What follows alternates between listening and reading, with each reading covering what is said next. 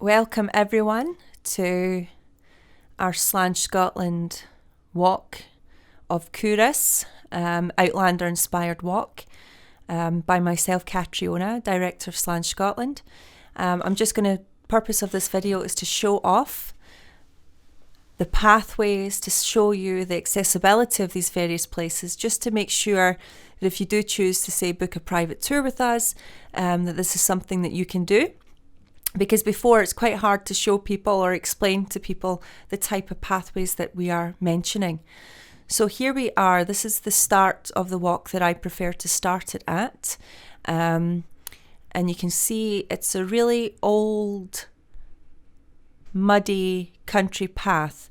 But the reason why I start this way is that the other way, and you'll see that at the end of this video, is quite steep.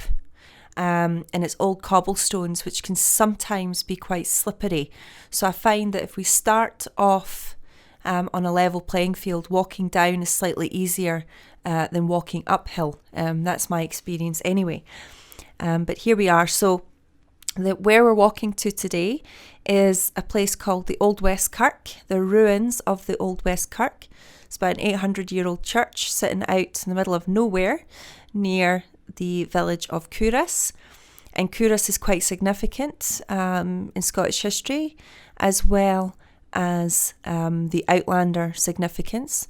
Where I'm walking to right now is the location for where they filmed the Black Kirk. And for those of you who are fans of the show, you'll remember the Black Kirk is where Jamie and Claire go to try and source what is poisoning the town's people or the little boys who are going and playing around there. The priest believes that it is the devil, that these children are possessed. But Claire, being from the 20th century, understands that there's something else going on here. And that is where she makes the discovery, along with Jamie, that the children are eating lily of the valley instead of wild garlic, of what they thought they would be eating. So it's quite a significant part, and it's where we start to see a little bit of chemistry between Jamie and Claire. And it starts with anyone who's interested in different herbs. It's just quite a nice scene, and it's terribly beautiful. It's not very well used because of its location. You can see as I'm walking, it was a half a mile walk. You saw that at the start of the video. It takes me now a good pace. I mean, I'm walking pretty quickly. It takes me about 10 minutes to walk there. And that path there is incredibly muddy.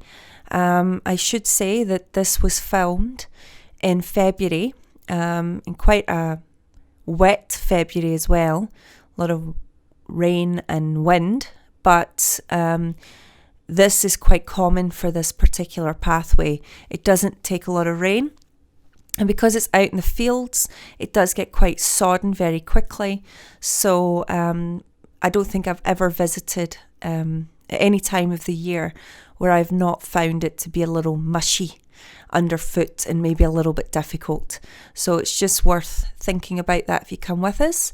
I should say, if you have a reasonable level of fitness, this should not be a problem for you. But if you do have any mobility issues or making big steps or maybe jumping over a puddle or something, this will not be for you. So it's just worth bearing that in mind. Because as I said, the other route, although it's not as muddy, it is incredibly steep and also very wet. You'll see why on my way back down. I just love how peaceful it is out here. It doesn't take very long for you to feel like you're in the middle of nowhere. It's very quiet. Lots of birds. You can see at the moment, because it's winter time, the trees are bare. It gets very full and very plush in the summertime. So it changes every time you walk down it. So it really is a very peaceful and quite a nice walk. I like doing it when we have our guests. It keeps my own step count up. But I think it is important sometimes when you are touring just to get out, just to walk a little bit, rather than seeing everything from a bus, if you can, that is. It it just touches you a little bit more, and you can kind of feel the place a little better. You're taking it at a much slower pace. You're getting to feel like you're in nature, and there's a lot of evidence to suggest that that's just so good for your own mental health. And I suppose it's one of the reasons why you're coming to Scotland in the first place, is to get a sense of our history and our countryside and our nature. So this is a really nice walk. Culross itself is not even an hour from Glasgow, so it's not very far to get there, and very accessible to be in this kind of countryside. So it's one of the reasons why I love Scotland so much, is we're very much spoilt for walks and paths not too far from our towns and cities. So as you can see, we're still walking around and bouncing along, and glad I'm doing the voiceover, because by this point I think you could hardly hear anything for the sound of me breathing very heavily, because I was quite out of breath. I was on my own when I filmed this, for uses of obviously showing you guys what the path is like. So I was doing it quite quickly, because, you know, I'm going to an old, disused churchyard and graveyard, so I'm a little bit superstitious, and I was being as quickly as I could. But here again, so this is another way we could have walked down that path just to the right and joining it here, but that's quite out of the village, and it's not the best place to park either. But that just gives you an idea. If we were to walk back, we could walk back that way, and I have done that with a number of my guests in the past. So again, you're just seeing it's not terribly difficult to follow the path, but this is where it gets particularly difficult, and you can just make out, because it's a lot of farmland, you can see where the farm vehicles have come through and kind of turned up all the mud, and allowed the water to pool there. So it does get quite mushy. And there you go, I'm just figuring out, how am I going to do this? And I walk up the side. There we go. And I actually stuck to this for the rest of the time, so that gives you a kind of idea of how it goes, and how you're kind of needing to maybe stand up a little higher and just watch your footing, because you're on a slightly uneven slope there as I walk along. But that's the West Kirk in front of us, where you can see those trees now coming up, so I'm not too far away. And I'm basically dancing across now, trying to figure out how am I going to navigate all these puddles. So I thought it would be quite a good video, and I hope I'm not boring you too much, but it's quite a good video just to show you the path, so that even if you're not coming on a tour with me, it gives you a good idea of how to get there, but also on how difficult it can be to get across. But we're nearly there, and this is the fun part. I'm going to have to jump over this lot of slush, and I'm figuring it out. There you go. I'm thinking, am I going to cross over here, or am I going to walk up the back here? And I ended up doing that just to find the path of least resistance, or the chance of getting completely knee deep in the mud. Here we go. You're going to see me do a wee jump here. There we go. It doesn't look like a lot, but it is a decent jump. You know, I have to jump to get to the other side. So unless you're happy and you've got your boots on, you can just trudge through that mud. But if not, maybe wearing welly boots or some kind of walking boots is good. If you're wearing your sneakers or your sandals, this is probably not the walk for you. But here we are in the old graveyard, and some of these gravestones are 16th century. So that's me just coming in now, and it's just such a peaceful, beautiful place. You can see why they chose it. And as you come up here, you can see there's the ruins, and it's just beautiful with how the old stone. Just looks like it's been left. So here I am standing inside the church. Just going to show you the various keystones inside. Not that stone, but the other stone in the other side. So it is absolutely just a ruin. So you can go and walk there and just take a few moments to reflect and just get away from the hustle and bustle. So even if you're a local person watching this and you're thinking about doing something different, going for a different walk, or just escaping the normal stresses of daily life, this is a really nice place to come to. And like I said, it's really accessible from both Edinburgh and from Glasgow. A number of different bus services can take you from Dunfermline and through Kincardine in Fife. So there you have it. And just down in that area there's the old pit where they used to put the people who died of the plague. So it's quite a significant place historically as well. And Culross is a very historic place to visit.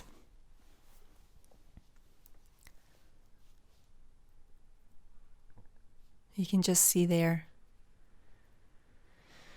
I'm just one of those people. I love walking around gravestones. I love reading them, seeing what the people did.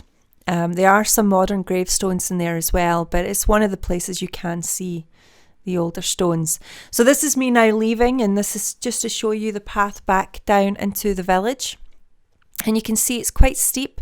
And look at that, it's just cobbles, and it's quite wet as well. There's a little stream that runs down, a little burn that runs down the left there. And sometimes if it's been particularly wet, it does pull into the pathway, which makes it a little bit more cumbersome. So that is why I don't like walking up it, taking my time as I go down.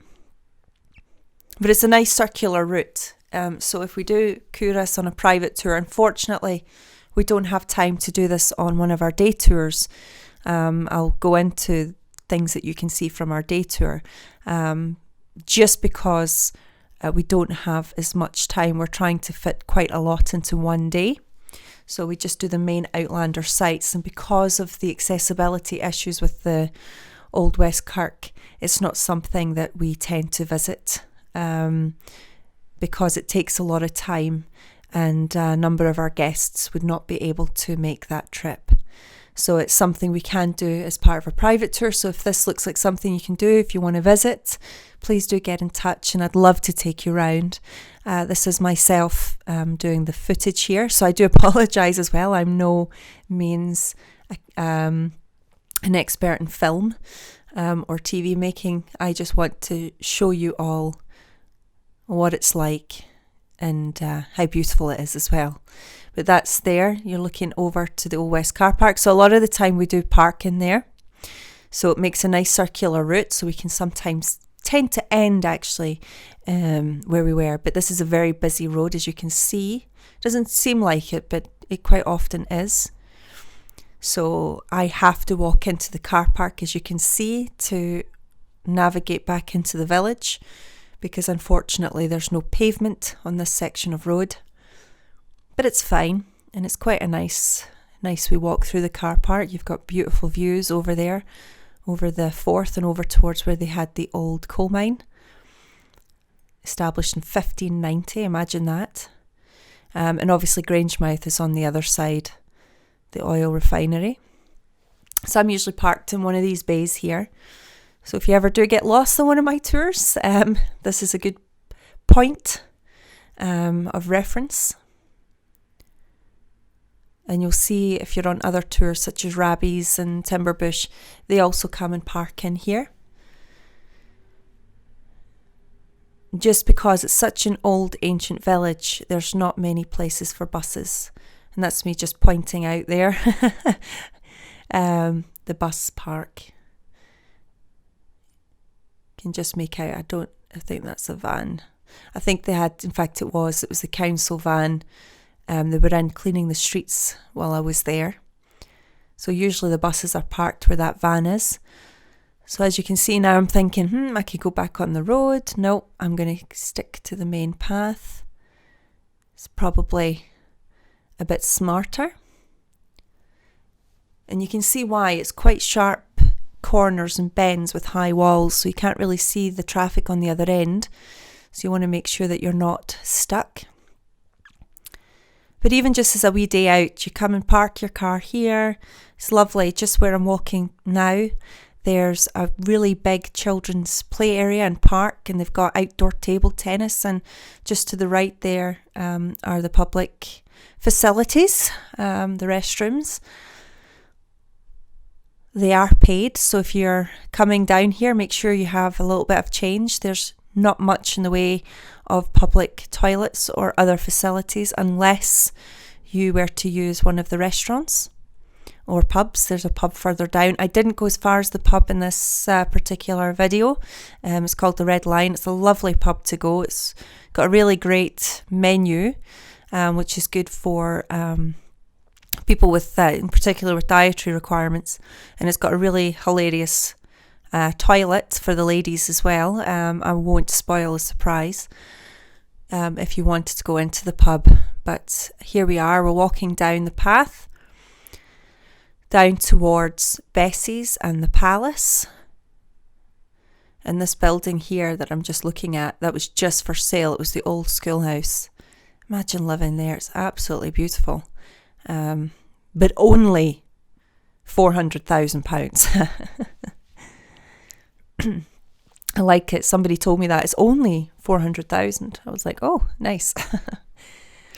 But anyway, here we are at Bessie's. Now, Bessie's, at this point, I did come back here on this day. I went and got my coffee. But Bessie's is a great place, run by Tom.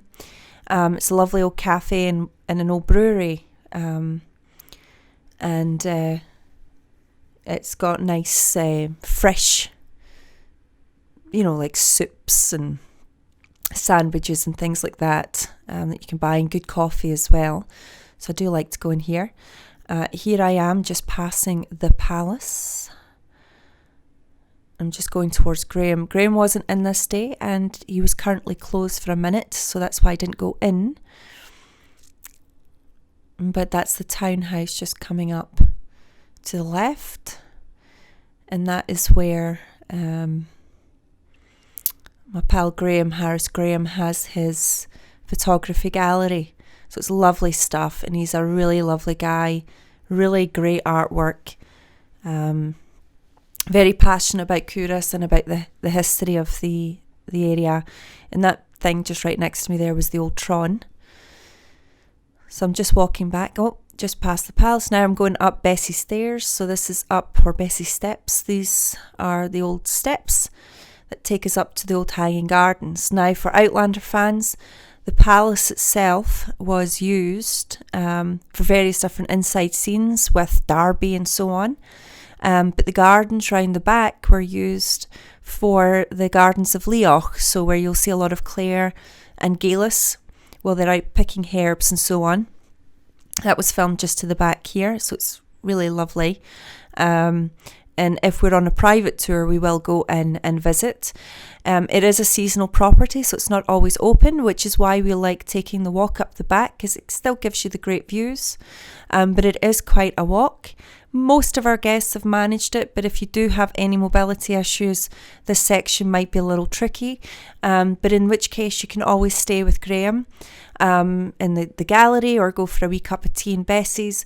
We'll always make sure that you're also well accommodated. And there you've got those really beautiful views over towards the Forth River. You can just see the spire of the townhouse just to the left, and that's the gardens of the Palace. So we're now at the back of the Palace. It's called the Hanging Garden, and it's just a lovely walk. Culross is a bit like Edinburgh, but just in miniature. You've got lots of little stairs and pathways and closes that lead you all over the place. So it really is a fun thing to do. So even if you're not coming to visit any of the attractions, just having a little walk around all the nooks and crannies, it's always good fun. Or at least I find it to be lots of fun. And you can just see there the gardeners in, discussing what they're going to be doing. And they've got chickens and a little chicken coop and in the back there, you can also see it. So now we're going to continue to walk up. So basically we just go up and up and up.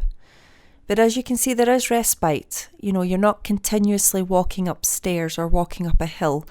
It's stairs along the path. Stairs along a path. So now we're coming a bit down, back to saying. Okay, so yes, so here we're coming back down into the village, as you can see. And there's two ways. You can either go up, and we're going to go down. But there's the little pointers, so you can do this from different ways. But I just like the way that I've done it. I quite like this. It's called Hag's Wind. Culross has got quite a history of witchcraft. And again, if you're on our tour, you'll get to learn all about that. And here we go. This is where it gets a little bit tricky. The path is quite uneven. I mean, it's flat, but it's quite uneven. Some of the cobblestones are a bit loose, and they could be tripping hazards. So we just take our time, and if you take your time, you tend to be able to do this no problem at all. It's just we don't like to rush anything. And if you do join the group and mobility is a bit of a problem for you, but you can still join in, don't worry, we will not rush you. This is not going to be a race. We want everybody to have the best time that they can, and we're not going to rush anybody unnecessarily that you could end up hurting yourself or just in general not enjoying it. So we like to take our time, and we'll go at your pace. I am going quite quickly, as I said before, purely because I'm on my own. I'm making a video and I just want to demonstrate it, but we can do this a lot slower if required. And you can also see here, because it's winter time, there's a lot of moss on the cobblestones, making that little bit extra slippy. So again, just take your time. Now this, we're coming back down on to the back wind here, and you'll notice that we're coming into the Mercat Cross. Now the problem with this is that it's quite deceiving watching this on film, but the stones are quite curved and rounded, very uneven. And I had a lady who attempted to take a scooter up here, and the scooter just couldn't do it. So it's just worthwhile. If you want to get up, you take your time. It's not that far. If you don't want to do the full walk, it's only 5 minutes from where the townhouse was, for example, just to walk up the hill here. So it's not far. And if you take your time and walk down the middle stones, you should be okay. But there we have it. That's the study, and that was where they found Gaelis Duncan's house.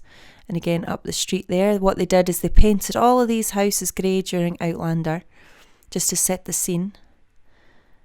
And this is the old nunnery. I'm just walking past and trying. At the time, as I'm walking here, there was a car in my way, which is why I'm quite close to this nunnery building here. But I'm just wanting to walk you quickly down. So this, everybody will know this is the path that Father Bain walks up with the two boys, that he has his ear nailed to the pillory. But that there is Leary's house in season 4. So a lot of people don't know that's there, but that's where it is. And it should be on any Outlander tour, because it's a lovely building. And in the summer, if they're working on it, it's a lovely apple tree in the front there. There you go. That just gives you a sense of the scale. That's the study where Gaelis lives. And here we go. We're now going to walk up to the top. Now this is quite a steep hill, and I often drive up and down here. Believe it or not, this is not a one-way. So I like to pump the horn as I come up or down here, just so that the cars on the other side know that there's a car coming in their direction. Just to stop any potential mishaps.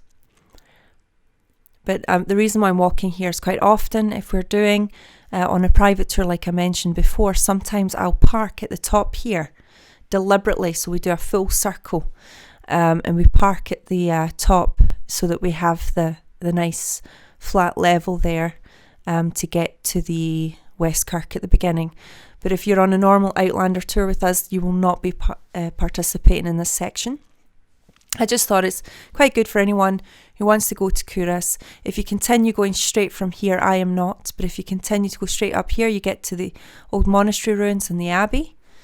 And they've also got a wee close there called Cat's Close, and a public garden there to the right. But now we're just walking down back towards where I parked. And you can see this was an old well. A lot of missionaries would come past here because of its healing qualities. So Culross has had quite a history going way back. We're talking possibly 1600 years, back to when it was a Pictish centre. And in fact, for anyone who's watching this from Glasgow, Culross is actually where St Mungo was born. And St Mungo is famous as being the patron saint of Glasgow. So if you go to the cathedral, St Mungo's Cathedral, the St Mungo's Museum, this is where the man himself was actually born, in Fife. So we're just carrying walking up to the top, just to give you a sense of the distance required. And strangely enough, I did only about 7,000 steps on this day, so it wasn't grotesque. It was easy walking. If it's filled with plenty of stops, it is okay for most people to do. I think really this is to show it for people who might need any assistance with mobility, such as a cane, a stick, a scooter, or a wheelchair. And hopefully, you know, we've had people who've had sight impairments on this walk as well, and they've managed no problem, obviously with some assistance, but we welcome people of all walks of life to join our tour and hope that you get a chance to experience it. And hopefully these types of videos will help you see what is possible for you. But most importantly, as I'm showing you this video, I'm doing it in such a way to show you the full route.